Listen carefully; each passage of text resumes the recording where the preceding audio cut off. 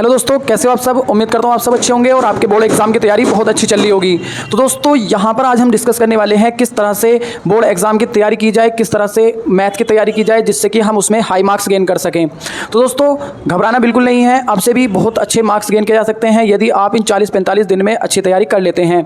तो दोस्तों आपको इन 6 पॉइंट को फॉलो करना होगा। जो जनरल टिप्स हैं मैथ के लिए आपको फॉलो करनी है और इन 6 पॉइंट्स के अंदर सबसे ज़्यादा इंपॉर्टेंट होने वाला है 6 पॉइंट, जो कि मैं आपको वीडियो के लास्ट में बताऊंगा। उससे पहले आपको ये 5 पॉइंट समझने होंगे। यदि आप इन 5 पॉइंट के बाद इस 6 पॉइंट को फॉलो करते हो तो मैं गारंटी से बोल सकता हूँ कि आप बहुत ही अच्छा स्कोर कर पाएंगे मैथ के अंदर। सबसे पहले हम बात करेंगे 2 तरह के स्टूडेंट होते हैं। जो एक तो वो स्टूडेंट जो अपनी तैयारी को बहुत ही स्टार्टिंग में स्टार्ट कर चुके थे, यानी कि 11th के बाद ही उन्होंने तैयारी को स्टार्ट कर दिया था, या दूसरे स्टूडेंट वे होते हैं जिन्होंने अभी तैयारी को स्टार्ट किया है। तो इन दोनों ही स्टूडेंट को हम ध्यान रखते हुए मैं आपको बताऊंगा कि किस तरह से आपको यहाँ पर तैयारी करनी है जिससे कि आप अपने स्कोर में बहुत ही अच्छा इंप्रूवमेंट कर पाएँ। तो सबसे पहले हम बात करेंगे यहाँ पर पहले पॉइंट की, जो कि है सिलेबस पता होना चाहिए। आपको सबसे पहले सिलेबस को पता करना है कि हमारे सिलेबस के अंदर क्या क्या पूछा जा रहा है और क्या क्या नहीं पूछा जा रहा है, क्योंकि कई बार देखा जाता है कि जो एक्सरसाइज या जो क्वेश्चन हमारा है हमारे सिलेबस में नहीं है, हम पुरानी बुक से उसे ही पढ़ते रहते हैं और उस पर अपना बहुत सारा टाइम खर्च कर देते हैं।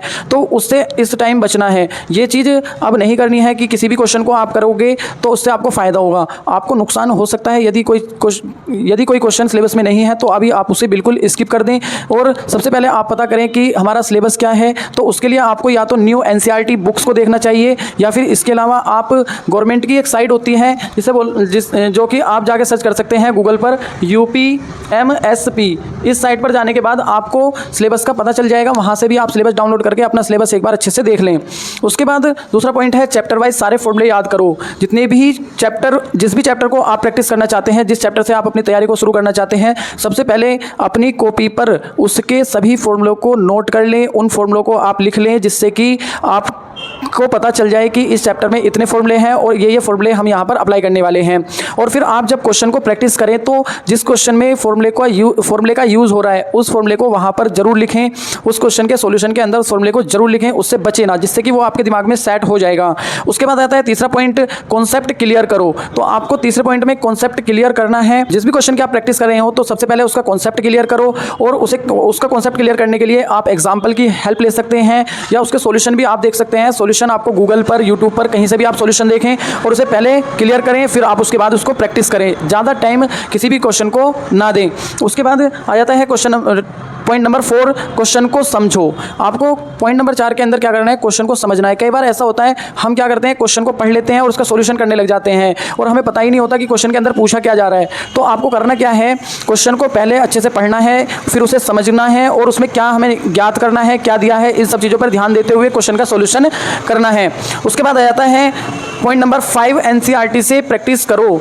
आपको करना क्या है, NCERT से प्रैक्टिस करनी है।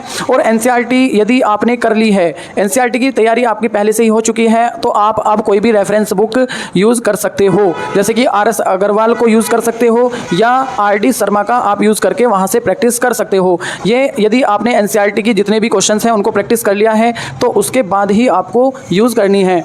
उसके बाद आता है पॉइंट नंबर 6, और पॉइंट नंबर 6 है कि इंपॉर्टेंट क्वेश्चन को ना छोड़ें। इंपॉर्टेंट क्वेश्चन आपको बिल्कुल भी नहीं छोड़ने हैं। और ये इंपॉर्टेंट क्वेश्चन आपको मिलेंगे कहाँ पर, 12th क्लास के अंदर मैथ की बुक देखते हैं तो उसमें चैप्टर के बाद में एक मिसलेनियस एक्सरसाइज दी गई है, और उस मिसलेनियस एक्सरसाइज के जितने भी क्वेश्चन हैं वो सभी क्या हैं दोस्तों, इंपॉर्टेंट क्वेश्चन हैं।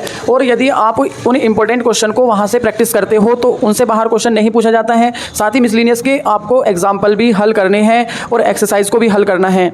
तो यदि आप इन 6 पॉइंट को फॉलो करते हो तो आप मैथ के अंदर बहुत अच्छा स्कोर कर पाओगे। यदि आपको किसी तरह की समस्या है तो आप मुझे कमेंट करके बता सकते हैं, मैं आपकी उस समस्या का सॉल्यूशन जरूर करूंगा। साथ ही यदि किसी क्वेश्चन में डाउट है तो वो भी आप पूछ सकते हैं, तो मैं आपको वहां पर भी बता दूंगा। साथ ही आप मुझे फॉलो कर सकते हैं इंस्टाग्राम अकाउंट पर, जो कि है Farman_2Fab। ये दोस्तों मेरा इंस्टाग्राम अकाउंट है, यहाँ जाकर भी आप मुझसे डाउट पूछ सकते हैं। मैं यहाँ पर भी आपके डाउट का सॉल्यूशन बता दूंगा। यहाँ पर आप मुझे जाएंगे और इस पर क्या करना है दोस्तों, मुझे मैसेज कर देना है जिससे कि मैं आपके डाउट को देखूं और आपका वहाँ पर सॉल्यूशन प्रोवाइड करा दूंगा। तो दोस्तों मिलते हैं अगली वीडियो में, तब तक के लिए जय हिंद।